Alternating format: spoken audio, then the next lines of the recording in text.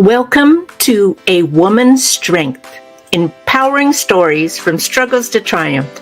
I'm Rosita, your host, fellow warrior, and advocate for resilience and empowerment. Through this podcast, we share authentic stories of women who have faced adversity and emerged as living testimonies of strength. Their stories will inspire you to break free from limitations, embrace your authenticity, and rise above the challenges life throws your way. Together, let's discover the strength within us and create a community of empowered women who support and uplift one another. Join me every second and fourth Friday at 12:30 p.m. Pacific on Facebook as we uncover the keys to resilience, self-discovery, and integrating faith with personal growth. A woman's strength begins now. I just want to welcome you and thank you for joining us here on this podcast. And Victoria and I actually met through a Bible study. I was at the lowest of my low, going through my divorce of a 22-year marriage, and it was really hard.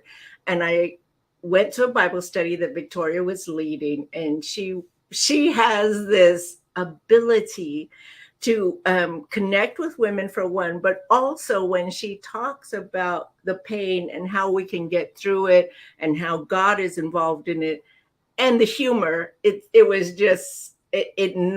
helped knock that pain down to a level 2 versus the 10, right? When we're going through painful situations.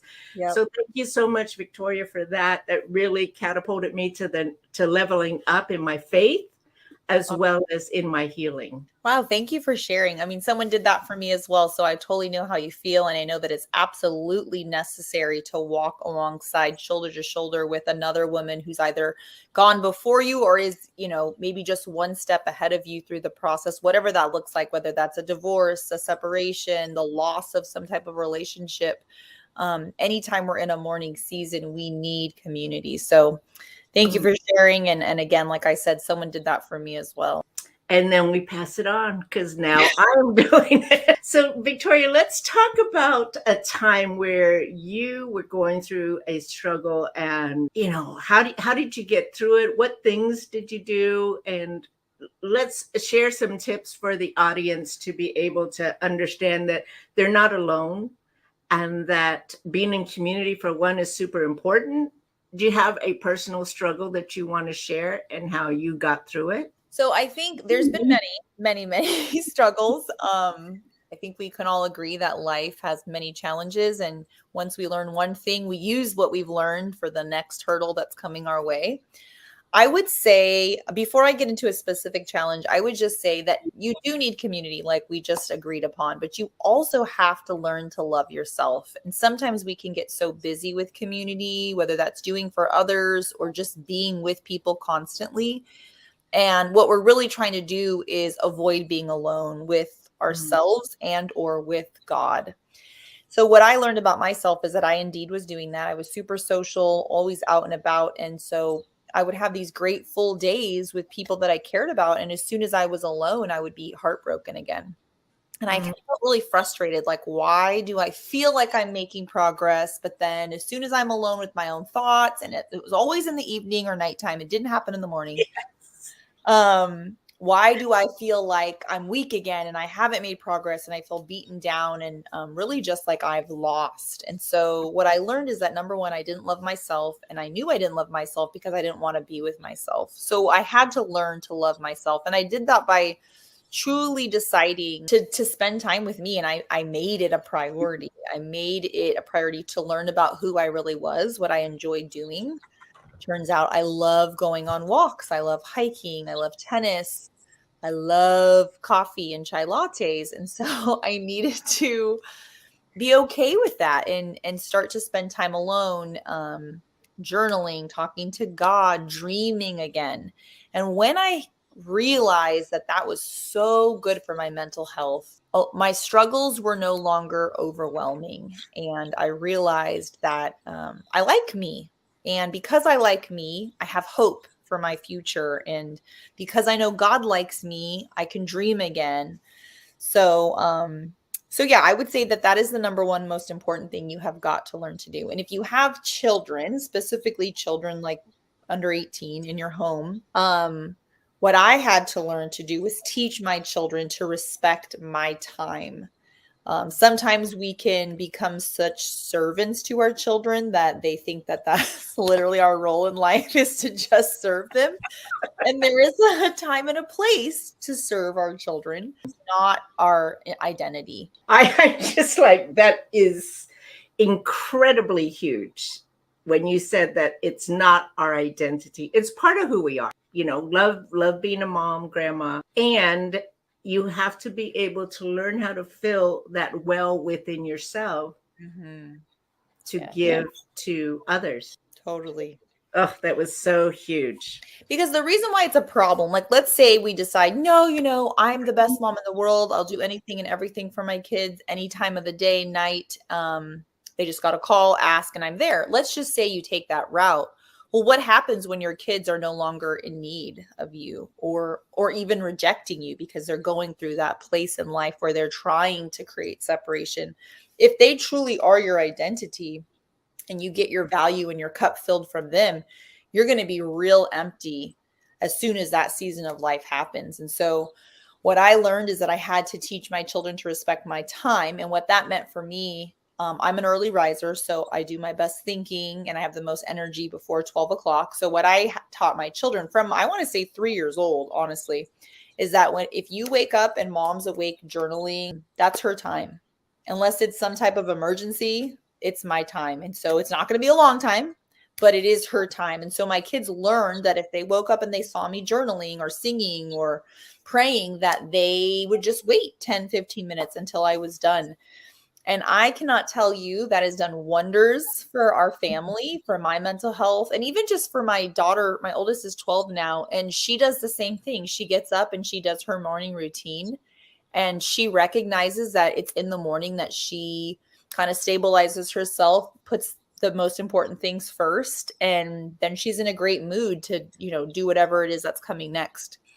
So those would be my 2 tips. Learn to love yourself, spend time with yourself, and then also if you do have children, to teach your children to respect your time, because then they will respect their time as they grow up and to be young adults. Those are great tips for not just women, but also single moms, moms in general. But single moms, it's even a little tougher because you have to take care of everything. So not only are you taking care of you, but you are showing your daughters how to take care of themselves as well. It's such an important thing. I know I didn't grow up with that example, and not a bad thing. It's just that's just how it was. So you talked about how your kids respect your time, that being a mom is not your 100% identity. You talked about a lot of things that you do to self-love, which is the finding out who you are, finding out that you love going on walks and praising and having that special time with God in the morning. Can you tell me what impact did that have on your overall transformation, right? Because as you're going through it, you're doing that daily. How did that impact your transformation? Well, I didn't realize it at the time, but now even just you asking me that question and kind of reflecting on it, one thing I know now for sure, and I feel like we always hear women who have gone through some things, they'll share this with you. As you go through life and you realize like, okay, this is who I am and this is who I'm not. This is where I want to spend my energy and this is where I don't. Through that transformation of learning who I am, what I love, that I actually do think I have value, and there's nothing wrong with thinking you have value. In fact, there is something wrong if you don't think you have value. And what I mean by that is there's something that needs to be dealt with in your heart if you feel you don't have value, because you were created to bring value and you are valuable. Right. So as I learned my value and my strengths and my skill sets and just what I enjoy, I stopped spending energy on relationships that weren't really a two-way street, that maybe I was giving into and was left feeling kind of tired afterwards. So I stopped spending energy on those things, on those relationships, excuse me. And then also going places and doing things that I didn't really want to do. I was just doing to be involved. Yeah. So through learning about myself, just so much energy that I had back, for what I actually did want to spend it on. So many relationships that were really superficial to begin with, but I continued to pour into. I no longer was doing that. So now I could actually invest in my children more, in my close relationships, and even in more discovering who I am and serving other women. So I would say that learning those 2 tips about myself really propelled me forward in my transformation so that I could spend my time wisely and feel really good about it, not feel like another day has passed, but I don't really know what did I do with it. I no longer feel that way. And I think it's important to note, because one thing that I learned from being in the Bible study with you is that I was doing a lot of pointing that it was his fault. It was his fault. But through the transformation and through taking the time to understand me, I realized that the 3 fingers were pointing back at me, right? Yeah. And that I had stuff that I needed to work on. And I had such brokenness that I wasn't even aware of. And from that brokenness, I was like, okay, I'll volunteer. I'll do this. I'm always available, constantly running from myself, right? Yeah. Oh, I totally 100%. Yeah. It's the easy way out, right? Because then there's no accountability on our end. And we might be 1% responsible. It's not a matter of how much or how little, but it is a matter of what am I going to get from this? How am I going to grow from this? And I walked into this relationship. So clearly I have at least that part to own. Right. There's always 2 people in the relationship. It really taught me to own my own stuff and gave me the courage to move forward, because I'm at the fork of a road. Many women that are going through heartache, separation, whatever it is, you're in the fork. Do you stay in this relationship that is not serving you and you're not serving it, really? Yeah. Right. So stay there, and it's familiar.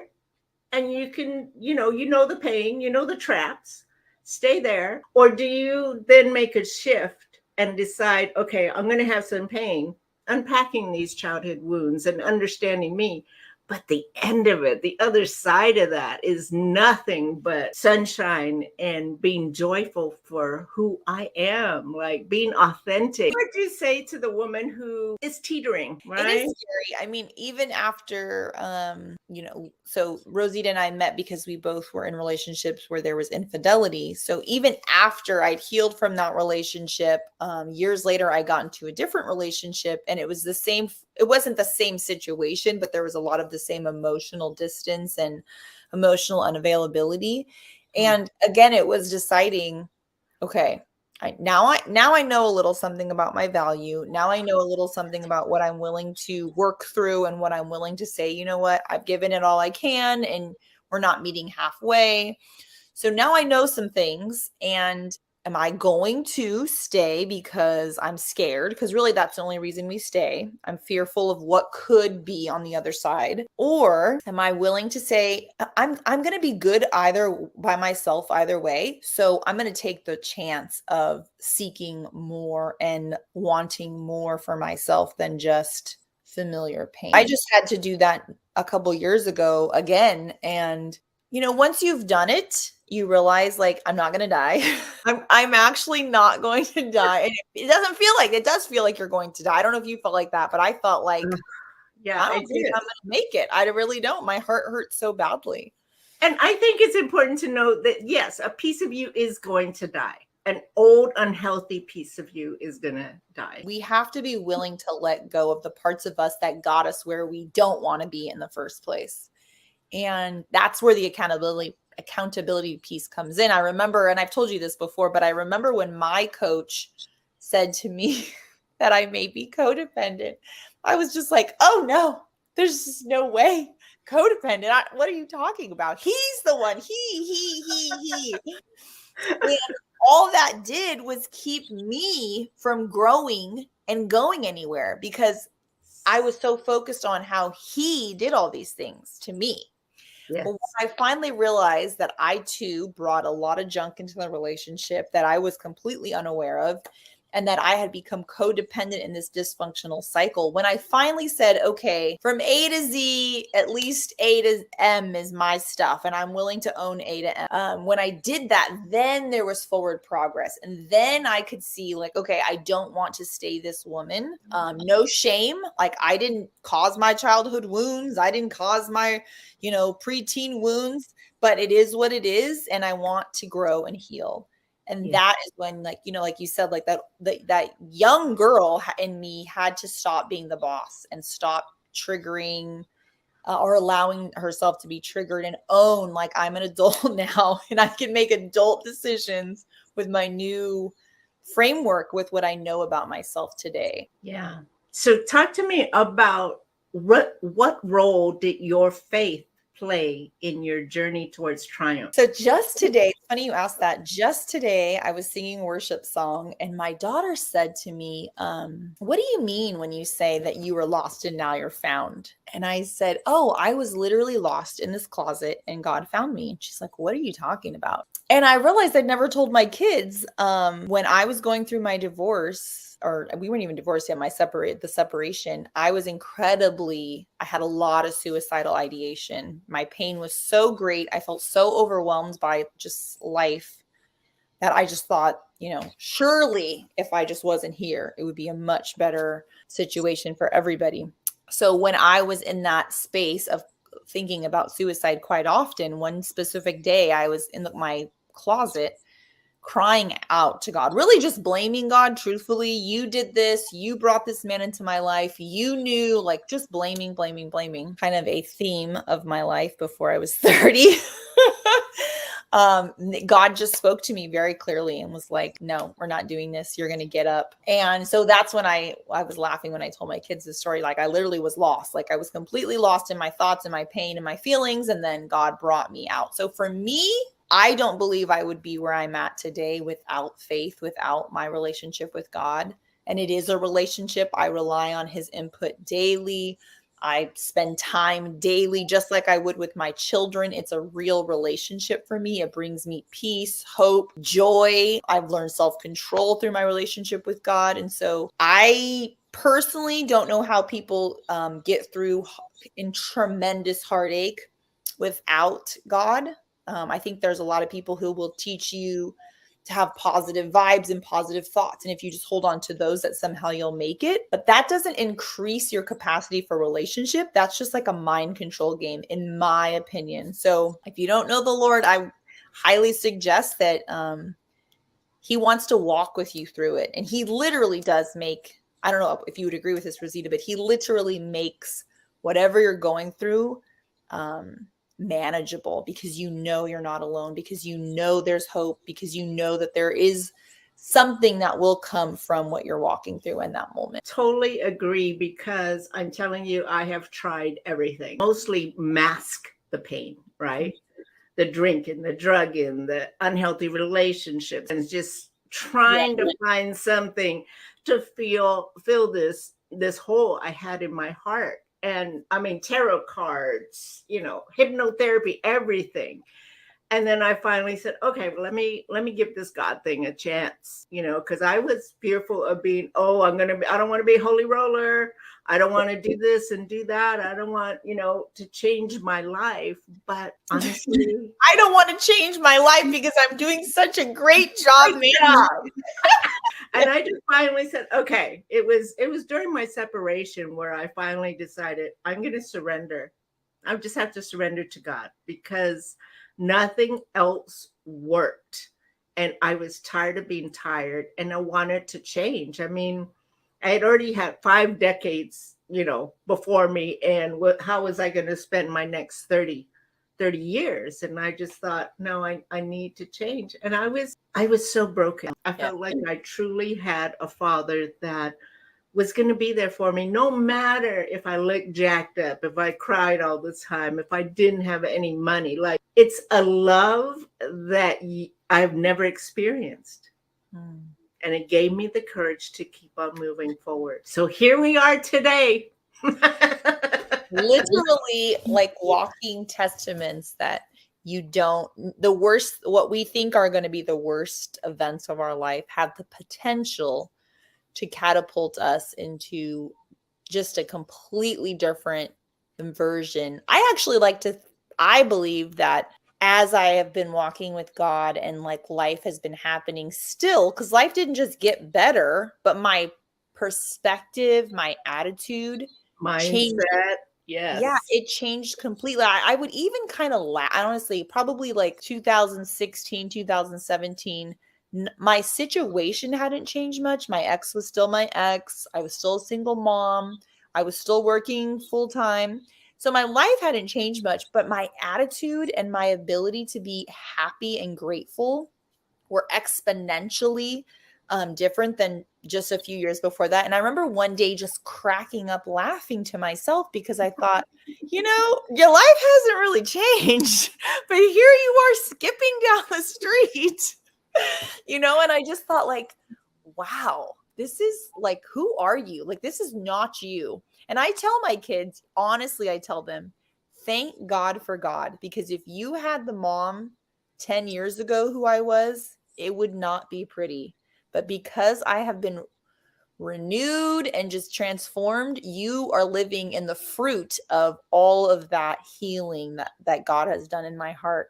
So I'm just saying, just putting it out there. And I was an atheist, then I was a Buddhist, then I was a universalist. I mean, I thought I was so in my head with my intelligence and trying to figure everything out. And I just remember thinking again that I did not know what the heck I was doing, and that most of my decisions on my own were the problem. They were the literal problem. So Yeah, yeah. I mean, let me back up. I just want to clear up something because a lot of people think that if you are a Christian, then, your problems, you don't have any more problems. No, no, no. Problems are still here. Like Victoria said, going through the people in our lives are still going to be who they are. It's that there's peace and patience and love for myself so that I know how to respond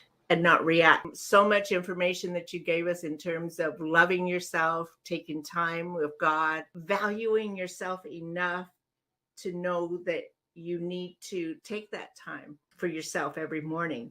I'm going to leave us with a quote. It's by Martin Luther King Jr. He says, "Faith is taking the first step, even when you don't see the whole staircase."